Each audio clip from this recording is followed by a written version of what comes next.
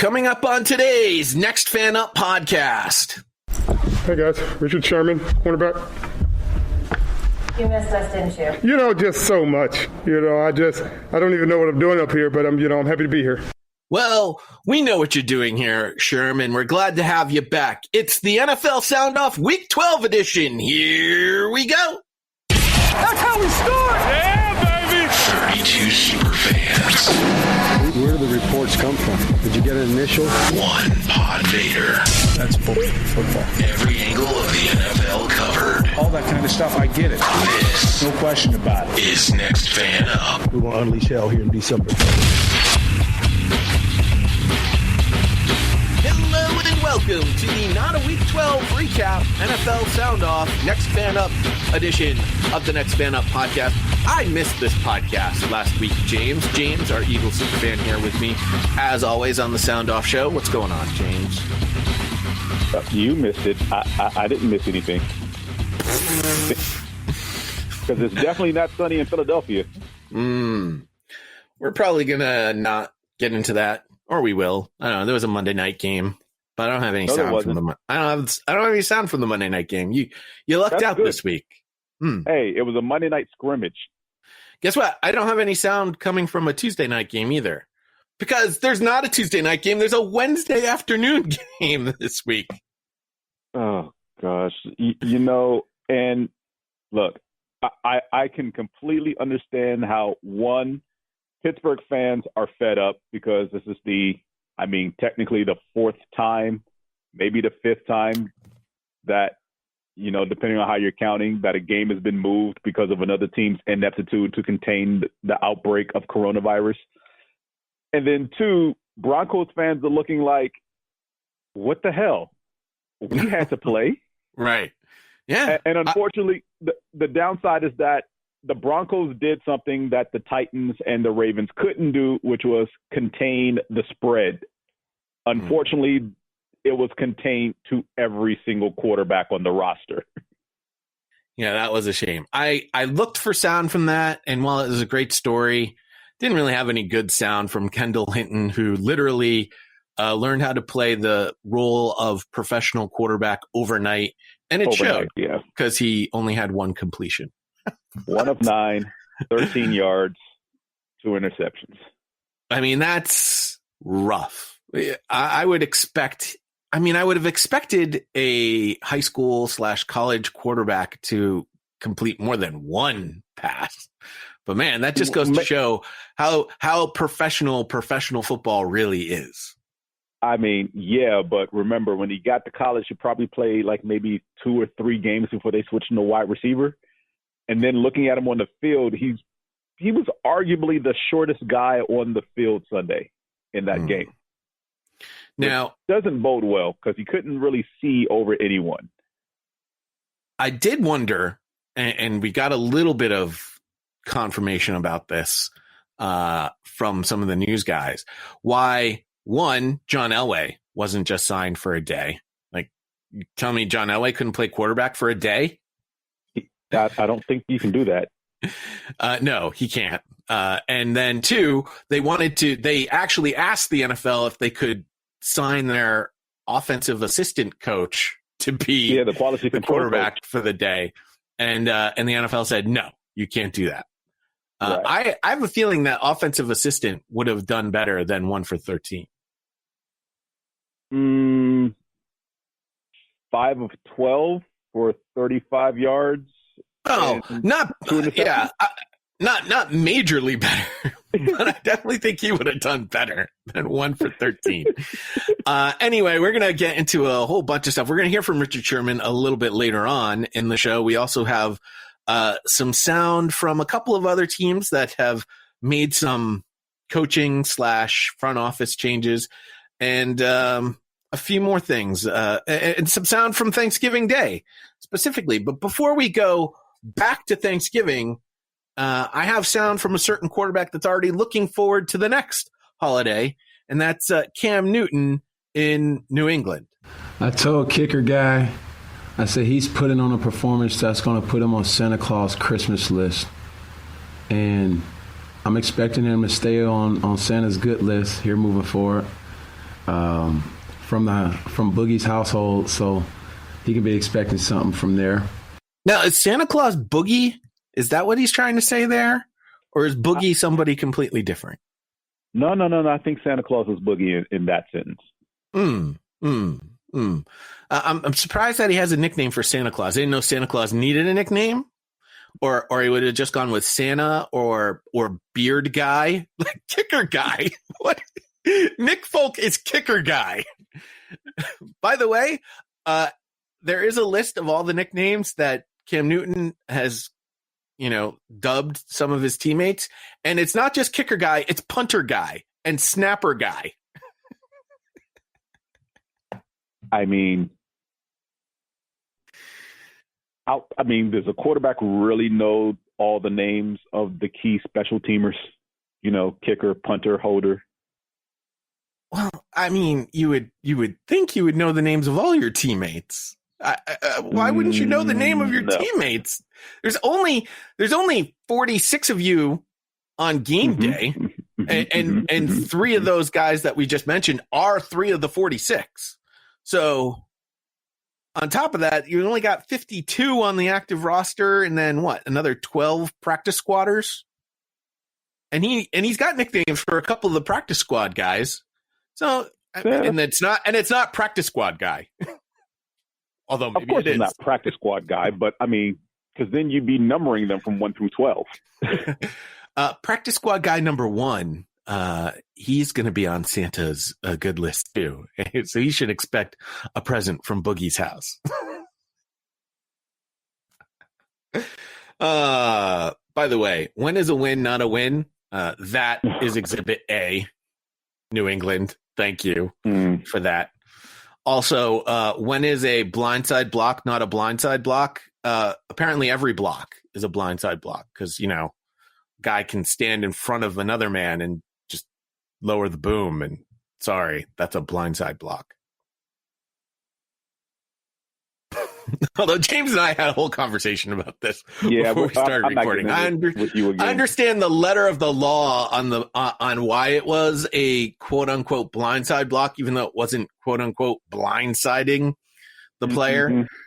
But in any case, the refs made good and threw a bogus helmet to helmet. Well, it was helmet to helmet, but I guess he's a runner, which they shouldn't have thrown. Who knows? Right.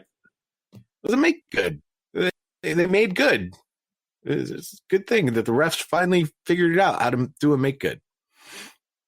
All right, let's go back to Thanksgiving. It's a time to give thanks and to remember wonderful times with your families, and during those wonderful times, you might watch a movie or two.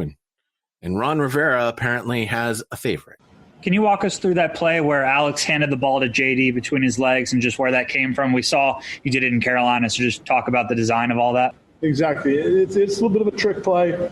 Something that we used in Carolina. We actually scored in Carolina on it. They had one player that saw the action, and he almost got through and stopped it. Fortunately enough, JD made him miss, and he got around the right end. And the idea is to have JD kind of hide behind everybody. Take the quick snap, hand it to him between his legs, and Alex and the backs would roll opposite of where everybody else was going to kind of, pull them along. And it was successful. We picked up 6 yards. And again, it's, a little innovation there. Ron, where's the genesis for that play? Where did you guys, did the roots go back to the Fumble Rooski, or where did that start? It actually goes back to a movie called Little Giants. Okay, and it's called I hope I don't get in trouble. But it's called The Annexation of Puerto Rico. We nicknamed it the Bummerooski so that because most of these guys don't understand it, so we had to explain to them who Bum Phillips is, and we did it in tribute to him as term of the bummer. Ron, there is a rumor out there that you've watched The Little Giants over 100 times in your life. So I guess you like the movie The Little Giants? I did. When you have kids at that age, my Courtney, my daughter, loved the movie, so we watched it a lot. So Ron Rivera has watched the movie 100 times, which is crazy. And 2, he was like, that's not a bad play. I'm going to put this. Now, Denver probably could have used. Maybe that's what Denver did wrong, James. Maybe they weren't watching enough football movies to install their playbook on Sunday. No. What Denver did wrong was they contained the outbreak. They should have had a few more positive tests so at least one of the quarterbacks could get off the list. How about that, huh? Ron Rivera, Little Giants. Who knew? I mean, the guy was in Carolina and now he's in Washington. And so he's now utilizing the Little Giants playbook against his NFC East opponents, which makes sense. By the way, Little Giants pulled that play off against the Little Cowboys. So, it all comes together. That was from Thanksgiving. This is actually I believe this is from yesterday. Ron Rivera on Little Giants. Hey, Ron, real quick. I'm just wondering if the Rivera family is aware that Little Giants has just a 36% rating on Rotten Tomatoes, and if you'd like to have any comment on that. Yeah, I think that's unfair. I'd like to see a higher rating for that. It is truly one of my favorite movies, especially as a dad. How is Little Giants only 36% on Rotten Tomatoes? That sounds outrageous to me, James. It's pretty low, but I can only assume that the kids who watched it are now adults and are trashing the film because it doesn't hold up. It's interesting. I would imagine that adults would have a nostalgic feeling for it instead of trashing. You think? But unfortunately, a lot of the adults forget that they were once kids. Unless the Little Cowboy fans are giving it negative ratings. That's what it is. That could be a thing as well. That's what it is. Okay. But we've figured out. I don't see how. I mean, I get it. You're upset. The little Cowboys are playing better than the grown-up Cowboys. Little Cowboys are dominant in their league until they face the Little Giants in the annexation of Puerto Rico. By the way, why does Ron Rivera think he's going to get in trouble for saying the name of the play in the movie, the annexation of Puerto Rico? On top of that, why would Puerto Rico be upset by being annexed to the United States? They're already a territory of the U.S. United territory. States. Yeah. So that doesn't seem nothing to worry about there, Ron. You're good on all counts. Yeah, I didn't come here for a geography lesson, Pod. More football. Oh, okay. All right. Well, we'll get back to football. Derek Carr. So, what is the mantra of this podcast? What has this podcast been based on for years? Besides, fired up. I mean, banging your head into a wall and expecting different results. That sort of gets to the philosophy. Mike Singletary introduced us to this philosophy. Oh yeah, yeah. We hit people in the mouth. Yeah, we do. Derek Carr is going to take it to another level. Okay. Our week of practice was not to the standard that we have set. That we have really had. Again, I haven't felt this way with this team yet. Where we got punched in the face and it just kept happening. We got punched in the face and it just kept happening. In boxing terms, you're told to put your gloves up. And in football terms, it's I don't know what the equivalent is in football. It's what terms, the Atlanta Falcons did to the Las Vegas Raiders, and every single person who had the Las Vegas Raiders either in Vegas or in daily fantasy. The stupid Las Vegas Raiders cost me some money. I'm coming. I'm coming to hit you in the face. It's gonna keep happening. Well, look at it this way. Vegas screwed you twice. That's true. It's true. The team and the city. That was just a pathetic performance by the Raiders. I don't know what that was or how that happened. I mean, at the very least, I did not expect to see a blowout by the Falcons. I expected it. I mean, if the Falcons were going to win, I expected a shootout. Shootout, close game, you're probably expecting something like 35-36. But, 41-6, no one saw coming. No one saw 41-6. And honestly, he said they didn't have a good week of practice. I could easily explain that. They looked at their upcoming opponent and were like, yeah, we should beat these guys. Let's just chill. It's not the way you look at teams in the National Football League. Don't do that because the New York Jets. Right. We haven't gotten to the New York Jets yet, because before we get to the New York Jets, we're going to bring Richard Sherman back in, because Richard Sherman made his return to the San Francisco, Arizona XFLers. That's their new name. I don't know if you know that or not. But since San Francisco can no longer play their games in Santa Clara County, they're now apparently going to play their games in Arizona. They're also going to be taking flights to and from San Francisco to Arizona for practices as well. And meanwhile, Baltimore got their game moved to Wednesday afternoon. Like Wednesday? Like what? Every day they're doing this?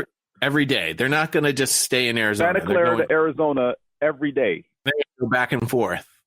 Yeah. On the airplane. On the airplane. Yep. So, I'm guessing what? You're talking about an hour-long flight?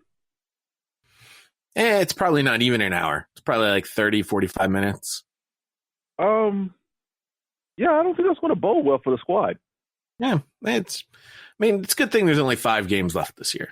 But way to get those frequent flyer miles, but it is. So Sherman's going to talk about who deserves the credit for the San Francisco, Arizona XFLers and their big victory that they had over the Rams this past weekend. Really good start. The defense got off to, and then coming through in the fourth quarter there to get the ball back for the offense, that can't be ignored either. Well, you got to give Coach Salah, you got to give Robert Salah an abundance of credit. You have to give him an unusual amount of credit, and I don't think he's getting enough credit, not only here but in the league in general. To have the injuries that we've had week after week after week, the setbacks week after week. We lose 2 D linemen in the bye week. We don't know. We have uncertainty. We lose backers throughout the week. We got guys who can't practice. Kinlaw barely got to practice on a Friday. It's week after week, and he never makes an excuse. And statistically, we're still a top 5 defense in almost every category. There are guys out there with Pro Bowlers, all pros, and never had an injury, never had any adversity, and they're not putting out a top 5 defense. He's not making any excuses. He's making great plans week in and week out, and we're making it happen. And I think, I expect him to be a head coach next year because of what he's able to do. He's able to rally men. He's a leader of men, and that goes a long way.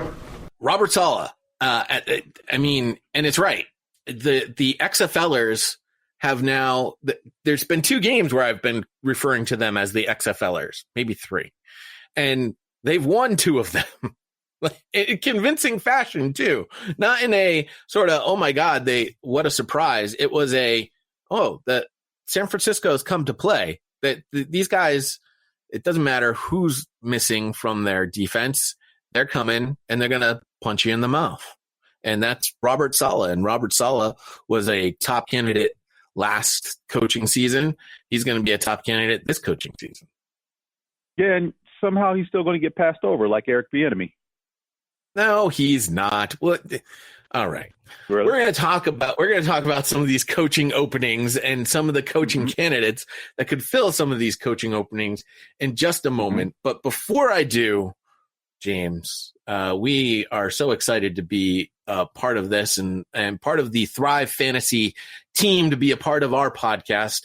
This season, we want you to hashtag prop up on Sundays or any day that there happens to be a football game. There's one tomorrow. I'm sure there'll be some props available at thrivefantasy.com. Here's what they do. You can choose 10 out of 20 player prop options to build your lineup. Each prop has a fantasy point total associated with the over or under based on its likelihood to occur. The more points a selection is worth, the riskier it is. You rack up the most points to win a share of the prize pool. It's really that easy. Thrive has awarded over $1.4 million in prizes since they launched in 2018 and have a $50,000 guarantee in prizes for the NFL. That was in week 1. I believe this past Thanksgiving, they had a $10,000 guarantee, which is pretty good. Use promo code NEXTFANUP when you sign up today. You will receive an instant $20 bonus on your first deposit of $20 or more. You actually can get up to a $50 bonus on your first deposit. So download Thrive Fantasy on the App Store or Play Store, or by visiting their website. That's thrivefantasy.com. And when you make that first deposit of $20 or more, they're going to match that bonus up to $50. So sign up and hashtag prop up today.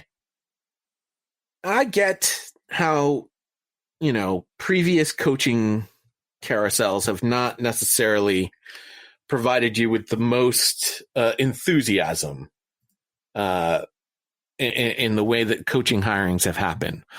But I will say this.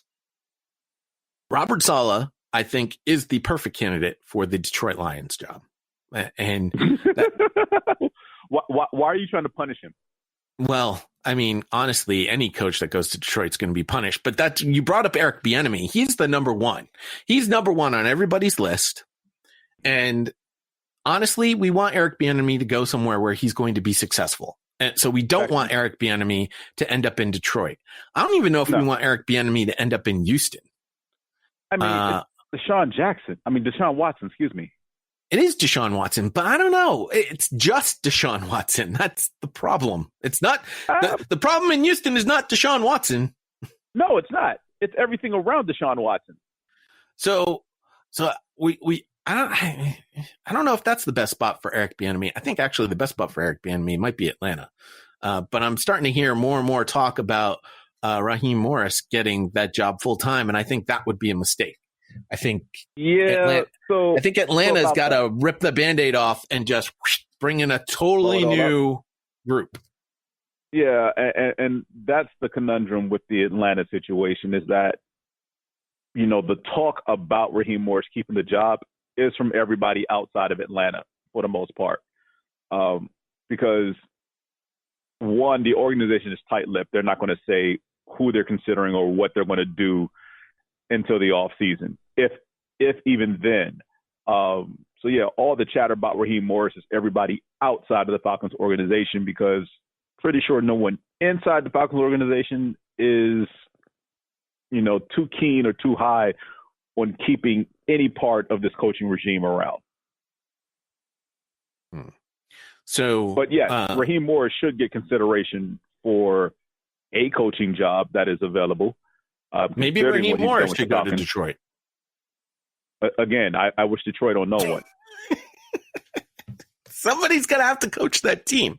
Listen. I mean, someone's going to have to coach the Jets too. But again, why did we punish people for doing nothing? I have no desire for the New York Jets job. However, Detroit, I am available. If you'd like to call me, I will gladly go to Detroit, and I will lead your franchise to victory once again. I believe there's a front office position available with Detroit too. I'm probably more suited for the front office position than I am the head coaching position. Although I feel I could do a quality job at either spot. So if you would like to make Detroit great again, no, give me a ring. We're not paraphrasing that. Give me a ring. Speaking of the New York Jets, Adam Gase has yet to be fired. My guess is he's not going to be fired, because if they do, they'll screw up their whole tanking for Trevor Lawrence. They need Adam Gase in there so they can tank for Trevor Lawrence. So wait, before we get into that. Yeah. Because the Jags have one win. Yep. The Jets winning a game, does that put them to 2 and the Jags at 1? Or does it depend on who the Jets beat? I knew you were going to ask that question, and I was like, I should really have standings up in front of me so that I could answer that question intelligently. I mean, the Jags won week 1 against who? The Colts. So that's a division game. So that is a conference game, right? Jags and Colts, division. Okay. And yes. All right, so a lot would depend. So that's a conference game and division game. Okay, so the next tiebreaker, I think, is going to be strength of opponent. It would depend on who the Jets beat. So if the Jets don't beat a conference opponent, if they beat a team from the NFC, I don't think they have any left. I don't think they have any games against the NFC left. They don't. So basically, as long as they don't beat anybody in their division, they're still guaranteed the number one pick. No, because the tiebreaker is going to go to strength of opponents. Well, it's division first, and the Jags have a division win, so that wouldn't make them 1. That would make them 2, because their record would technically be better. Where it's head-to-head, then division, then conference. All right, and so the 2 teams don't play each other. Oh wait, did the Jets have a game against the Seahawks, or did that game get rescheduled? Well, it doesn't matter because they have it. All right, so they have a game against the Seahawks and the Rams. So there's 2 opportunities for them to beat NFC. And 1 division opponent left against the Patriots at the end of the year. And then they have the Patriots at the very end. Then they have the Raiders and the Browns. Listen, Jets aren't going. We don't have to worry about this. Jets aren't going to beat anyone except for. I am worried about that. I'm worried about that Patriots game. So yeah. Anyway, there's so much we got to get into because we're going to talk about Doug Marrone. We're going to get into the Lions changes that they've made, and the Jags actually made a change. They fired their general manager, which Doug Marrone was asked about, and we'll get into all of that. But first, we have to get to Adam Gase, who was not fired, at least not as of the recording of this podcast. And he was asked, this is everything. This is why we come to a New York press conference. All right. This interchange between the head coach of the New York Jets and the press. Now, remember, it was made a big deal that Adam Gase had given up play calling control to his offensive coordinator. And the Jets press noticed something a little off last week. Adam, why did you take over the play calling? I didn't take over. We did this. We've done the same thing in the last 4 games. We were watching Dowell for the whole game. He wasn't doing anything. I mean, he was just standing there. He tells me it's not hard. This is not hard. We go through it the drive before. Hey, these are the 3 plays. I do the third downs. So what happens after the 3 plays when you have a series? Because we were watching one where Dowell was talking to Frank Pollock. He wasn't calling the plays. You were. What part of the game was it? I want to say that was the third quarter. Yeah, when we got down, then I was trying to do some of the 2-minute stuff. All right. There's so much to unpack there. First of all, the New York press with eagle eyes, the offense coordinator is not calling plays. He's just standing there. As a matter of fact, he's having a conversation with another dude while the game is going on. What is happening out there? That's number 1. Number 2, it's not hard to call plays, apparently, James. It's very easy. So why did the Denver Broncos only complete 1 pass? Again, because it's not hard to call plays, James. It's hard to play quarterback, but it isn't hard to call plays, apparently. Hey, look at the knuckleheads in Philadelphia. They just call anything. And what you do, James, is you take 3 plays and you hand them to your head coach and you go, all right, the next series, run these 3 plays. Now, wait a second. 1, what if the drive goes longer than 3 plays? 2, well, why are we only calling 3 plays? And 3, if you're taking over on third down to call the third down play, why is he giving you 3? I mean, to say it doesn't make sense is, a little too on the nose, but Gase how does he still have a job, James? I don't understand. Look, my guess is he's got incriminating evidence, some nude photos of upper management. They can't get rid of him. I don't know. Maybe he's blackmailing somebody. Don't make me give myself an aneurysm trying to figure out stupidity and incompetence. It exists in New York with the Jets, or I should say New Jersey. And I don't know. What's the next sound we got? This is too much time on something that's just mind-numbingly stupid. Well, you asked about the Jaguars, who are 1-10. They have only 1 victory on the season, and they fired their general manager. Of course, that leads to, should Doug Marrone start worrying about his job. We all know that, obviously we're struggling to win football games. I think that we understand that. Obviously, it's a very competitive business. I think that, we have an owner that, wants a good product for our fans, wants to win. There's no mistake about it. And we haven't done it. And I think that when those things happen, these types of decisions are going to be made. All right. Thank you, Captain Obvious. First of all, what owner doesn't want to win unless you're the New York Jets this year? Well, the New York Jets owner is also ambassador to Scotland or something like that. Really? I did not know that. Didn't he get like some ambassadorship or something? He may have. Under their minute. Yeah. Well, I know the Pittsburgh owner was the ambassador to the Vatican, which, by the way, is apparently the cushiest job ever, to be the ambassador to the Vatican. Right. So I know he was the ambassador to the Vatican for a little while. I didn't know Woody Johnson, though, got an ambassadorship. Yeah, he got it. I don't know how long ago it was, but I mean, I don't even know if it's still active at this point, but I do remember that happening. Yeah. So Doug Marrone's getting fired. There's no doubt about it. They're probably just keeping him there because, why pay the guy for the rest of the season to do nothing when you can just pay him to finish out the last 5 games of the year? To me, I don't think it makes your coaching search that much more delayed. Why can't you start searching for a new coach while the guy's still there? Exactly. You can absolutely do that. And, unfortunately, the Jacksonville situation is probably not one I want to walk into. The GM understandably gets fired because, you basically drafted a top 10 defense that carried this team to an AFC championship game against the Patriots a couple of years ago. And since then, every single one of those guys you drafted or acquired to play on that defense are gone. I believe Mack is the only one left. But A.J. Bouye, who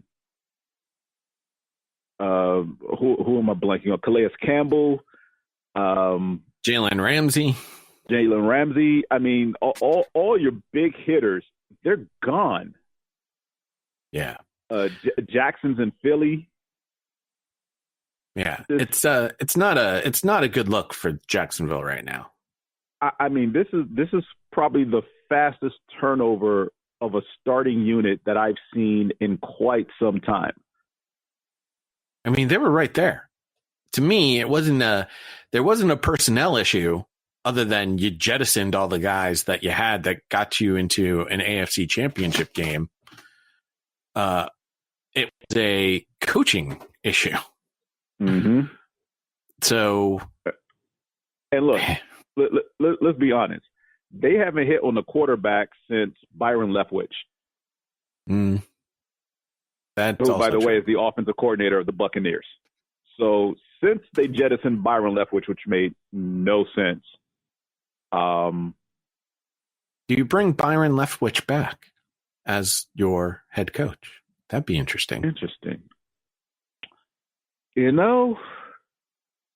It's something to consider, but considering the last 2 quarterbacks he's had as OC, wouldn't be too keen on doing it right now. One guy threw 30 interceptions and one guy looks sporadic at best and inept at worst.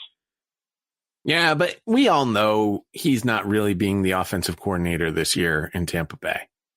He's just there by title alone. Well, he's in that room coaching, so. Again, he's just there in title alone. I don't think he's coaching either. I don't think the GOAT walks into that room and goes, "Oh yeah, I played against you once." I don't think he's taking any coaching from Byron Leftwich. So, well, he's definitely not taking it from the head coach either. So, and look, Byron Leftwich ends up with the number 2 pick. So, what? Justin Fields, probably, who's another mobile type quarterback. Which Byron Leftwich was never mobile. No, he wasn't, but he would be a different type of quarterback for him to coach than the other two that you were mentioning. So definitely, that would be an interesting one. Bring back Byron Leftwich. I mean, the Cons are known though to spend money. So my guess is you're going to get You're going to get a big name in Jacksonville next season. So be on the lookout for that. They need to find a quarterback because keeping Minshew wasn't the answer. Well, it was until he ripped his thumb off his hand. He did win a game when he was healthy. Okay. When he was healthy. Yeah, when he was healthy. After that game, he wasn't healthy anymore. Hey, Pod, everybody's healthy in week 1. Okay, let's go back to Detroit. Sheila Ford Camp is the Lions owner, and she did a press conference talking about how they had fired their head coach, Matt Patricia, and their general manager. Okay, Mrs. Hamp, but I wonder what, obviously you didn't like what was going on there. I wonder how much the last 5 days, the loss to Carolina, the loss to Houston, when you really had a chance to maybe at least mathematically stay in the playoff race, if that was the last straw, really. Honestly, yes. 10 days ago, we looked like we had a good chance to be playoff bound. And, both of those games were extremely disappointing. And it just seemed like the path going forward wasn't what we wanted it to be. So, yes, we thought this was a good time to make the change. All right, they're talking playoffs again, James. They really thought they had a legitimate shot at making the playoffs. I have been on this since it was brought up by the reporters 2 weeks ago. Like, why in the world did Detroit think they had a shot at the playoffs?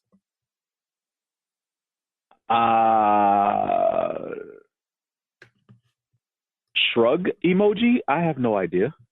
I mean, one of my friends who likes to say, must be the drugs. I mean, that's good. Even the last 2 games, maybe against Carolina, I give you a little bit of a shred of that you could beat Carolina, but the Texans, after the Texans had come off a win against the Patriots, on top of that, the Lions never win on Thanksgiving. The Lions haven't won on Thanksgiving since Barry Sanders wore a uniform, I think. I don't think it's been that long. But it feels like it. Probably. But, I mean, to me, I don't know where this playoff thought came into the Detroit Lions' head, and the conspiracy theorist in me says that the ownership went to the press 2 weeks ago and said, start asking them in the press conferences about the playoffs so that when we lose the next 2 games, we have a real reason to fire them. I mean, not that they needed a realer reason to fire them. I mean, they were already had their heads on a platter in the first couple weeks of the season. They were talking about how Patricia should get fired. Then they were talking playoffs, and then they fired it. It's mind-boggling to me. The rhyme or reason why upper management does whatever they do with these NFL clubs is beyond comprehension. And it's one of those things is like, how can we make ourselves look competent? And this is. All right. Well. Yeah. I mean, remember, the team started 1-3, and we were like, put them on a chopping block, and then ended up winning the next 2 games to go 3-3, and then they lost the next 2. So, I mean, I kind of get where they were coming from, but yeah, when you're sitting at 4-5 after 9 games, you kind of do think we have a shot. And maybe, just maybe, you should have beat the Panthers with their he wasn't with their XFL quarterback, but you didn't, and you didn't even score.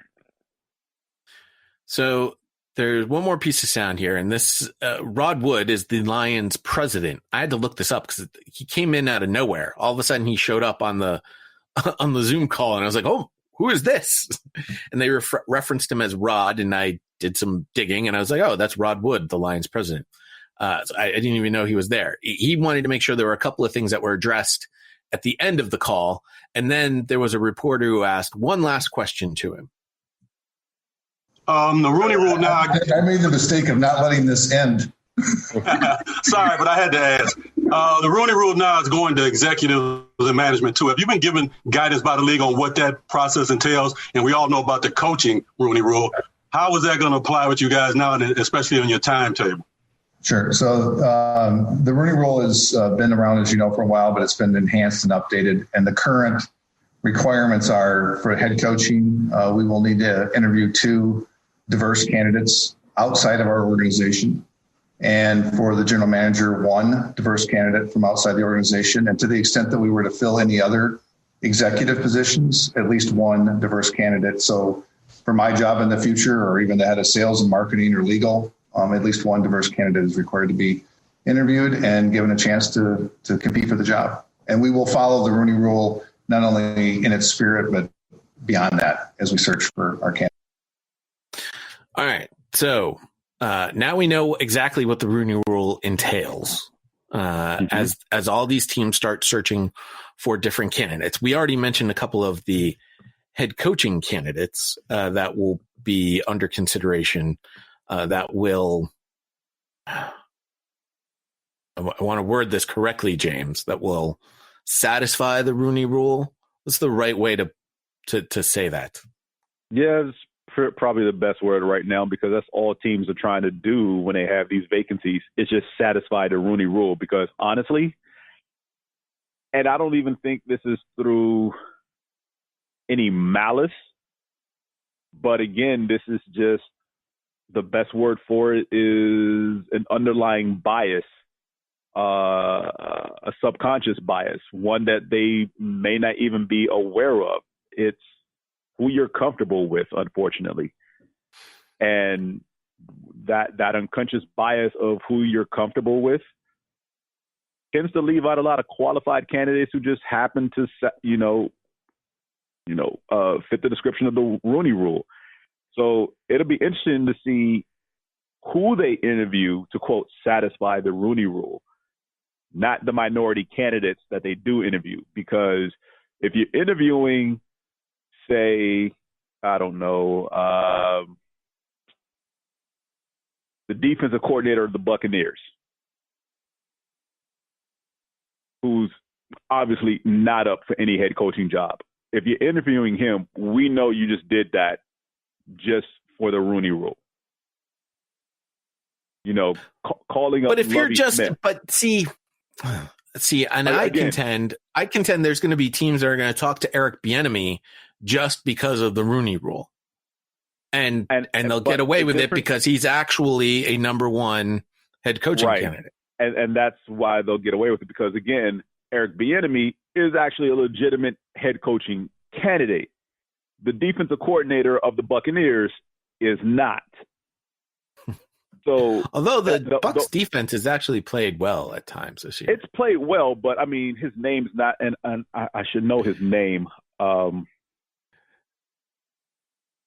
don't know why. It is Todd Bowles, by the way. Todd Bowles. Yes. Apologies to Todd Bowles, but yes, who's a former head coach. Granted, he is the New a York former Jets. head coach, and therein lies the problem, because he was former head coach of the New York Jets. He's probably not going to get another shot anytime soon. Like the Buccaneers would have to play lights out defense from beginning to end for him to receive legitimate consideration. And unfortunately, this year they've been wildly inconsistent.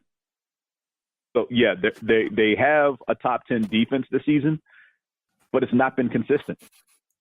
So I have an article here from ProFootballNetwork.com. These are potential head coaching candidates for this upcoming 2021 season. Dennis Allen, the New Orleans Saints defensive coordinator. Mm-hmm.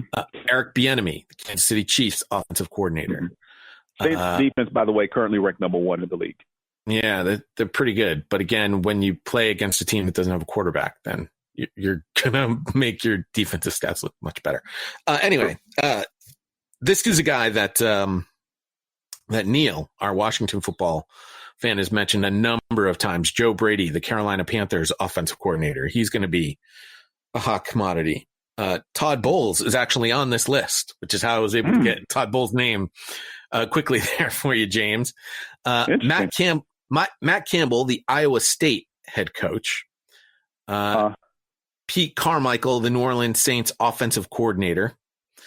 The Buffalo Bills offensive coordinator, Brian Daboll, which would bring in a New England tie if you end up hiring him. Matt Eberflus. Stay away from that. Probably. Matt Eberflus, the Indianapolis Colts defensive coordinator. He's a guy that had a couple of interviews in the past. Leslie Frazier, the Buffalo Bills defensive coordinator. Also former head coach. And the Bills defense is not what it was the previous couple of seasons. No.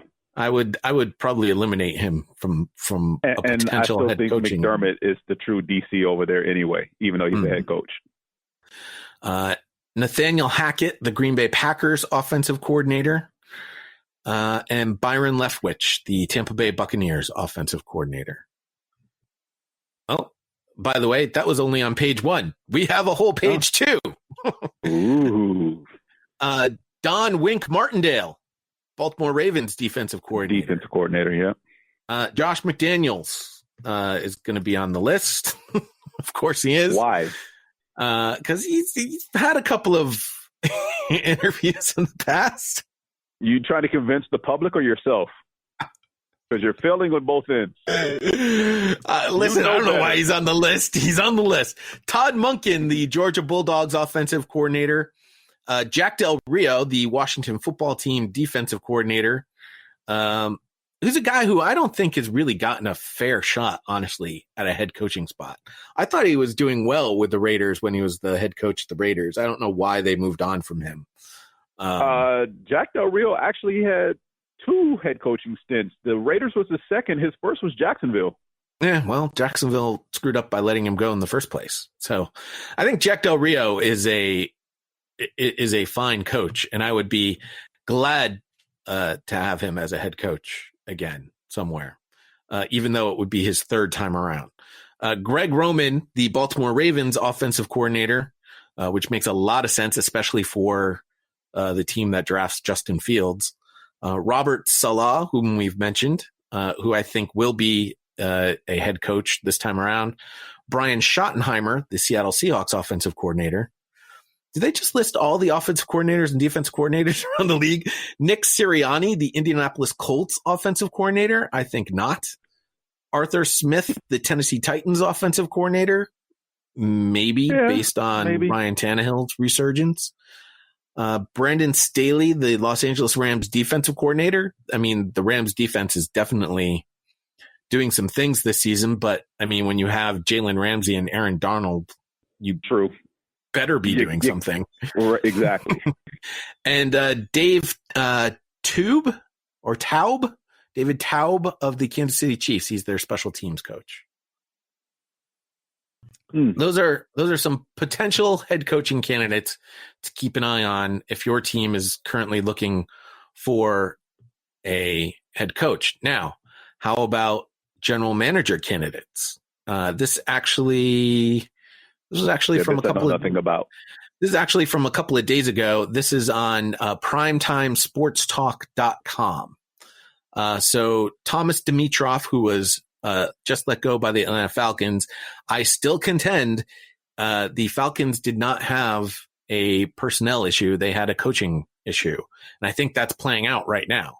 So I think Thomas Dimitroff would be a good fit for any of these teams looking for a front office guy. Ed Dobbs is currently the Indianapolis Colts assistant general manager. Mike Borgonzi is the Kansas City Chiefs director of football operations.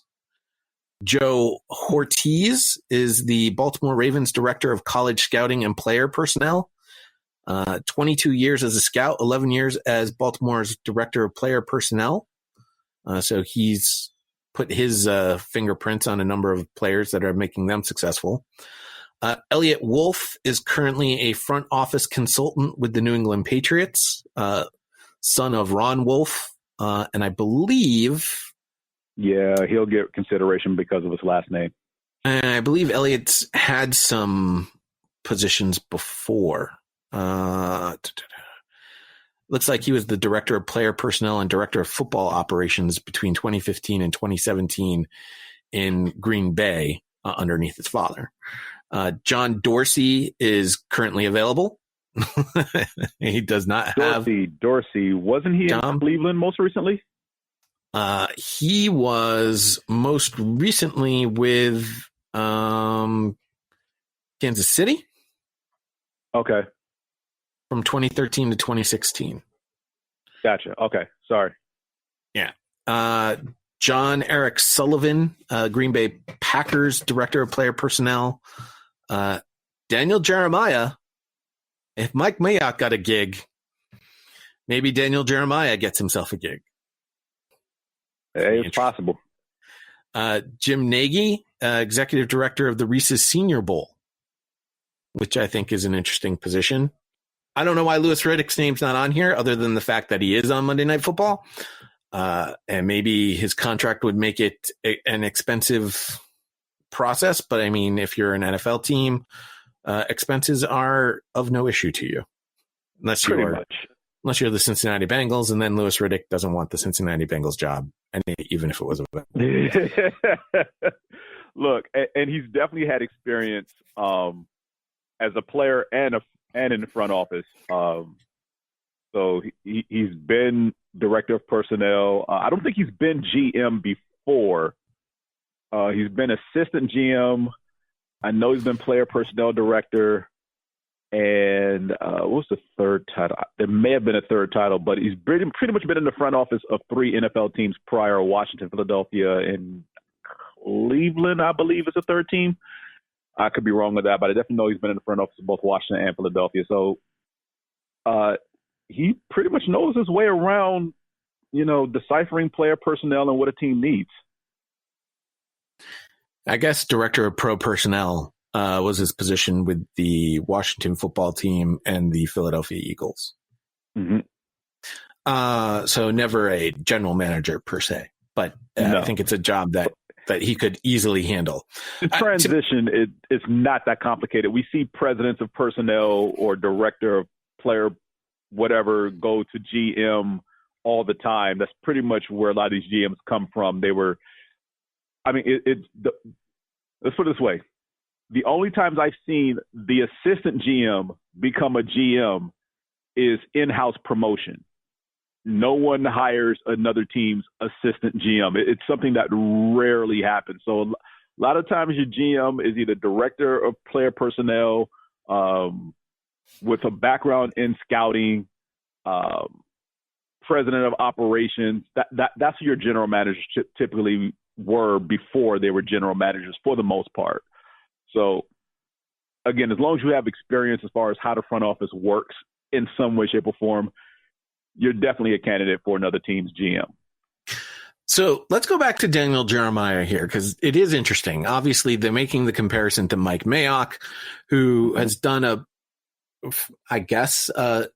pretty good job there with the Las Vegas Raiders.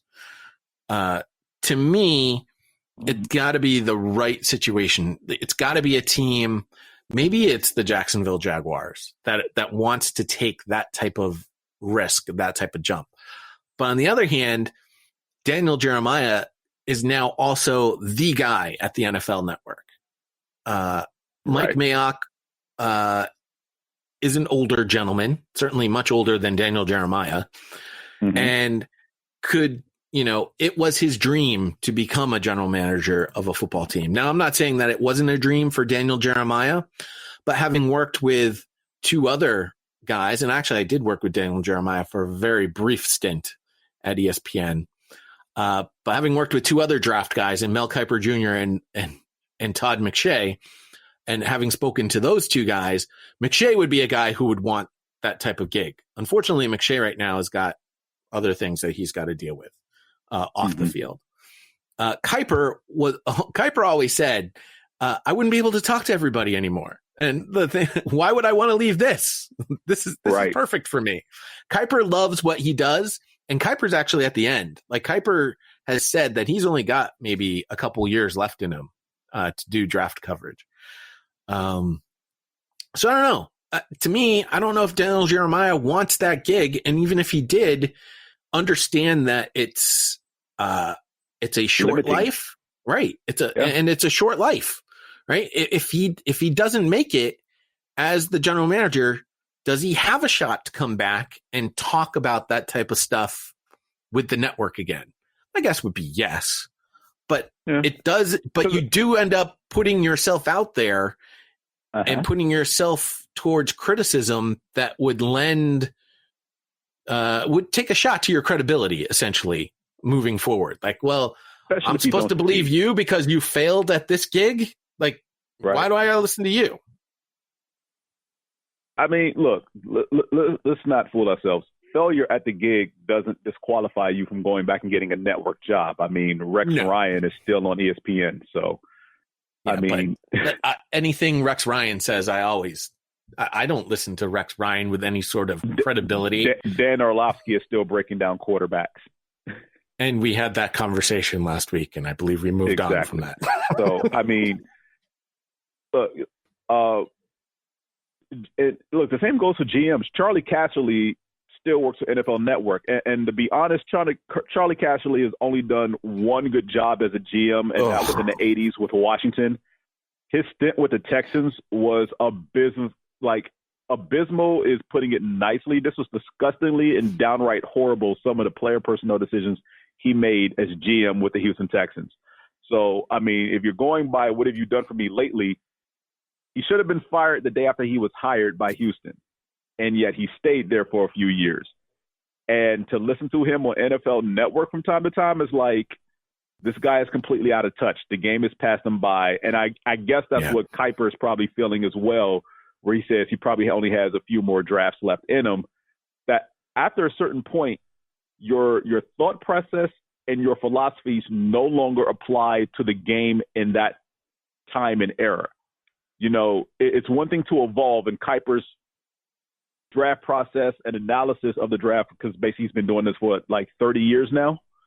It's evolved over those 30 years.